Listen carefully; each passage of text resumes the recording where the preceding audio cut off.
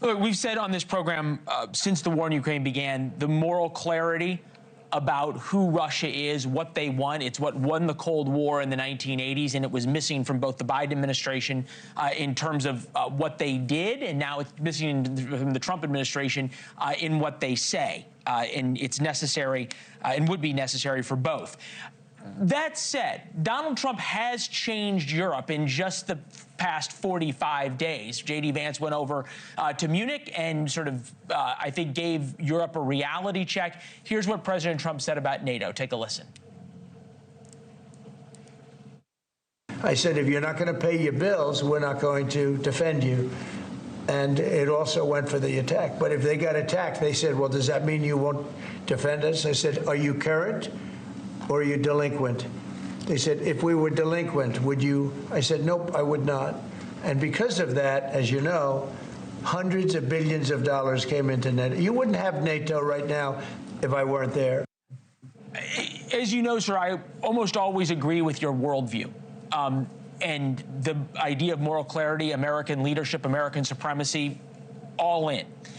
That said, Donald Trump has changed the dynamic and changed NATO, I think, for the better, significantly for the better, and strengthened it in his first administration by finally calling the Europeans out. How is that not a good thing? Well, let's look at facts in history.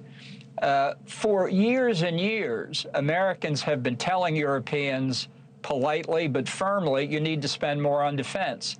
And who was spending less on defense along with the Europeans? The United States. When the Soviet Union collapsed and dissolved, defense budgets were cut all over the world, including in the United States, including specifically by the Clinton administration that said that the Washington consensus ruled that people were saying we were at the end of history.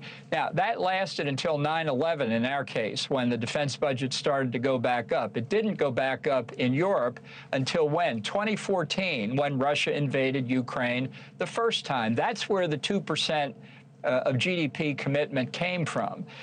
Now, the European nations still weren't doing it. That's true.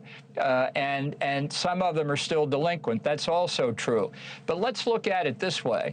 Let's say somebody is not living up to that 2% commitment.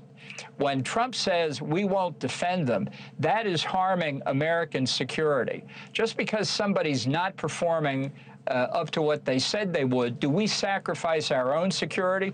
Let's say Germany, which barely is over 2% now, may or may not stay up there. When you say, well, Poland will defend because it's at 3+%, but Germany we won't defend because it's under 2%, or now Trump's saying 5%. That is an open invitation to the Russians. Look at a map. You would make the NATO countries of Europe look like a bad case of measles. This one's 2%. This one's not 2%. You can't defend on that basis. If you take them literally, it's an open invitation to the Russians. Well, if let me just say this. I think in 2018 at the NATO summit in Brussels, he came within an inch of withdrawing from NATO. He doesn't understand the organization. He doesn't understand the concept of collective defense. He only understands dollars and cents. Let's take Ukraine.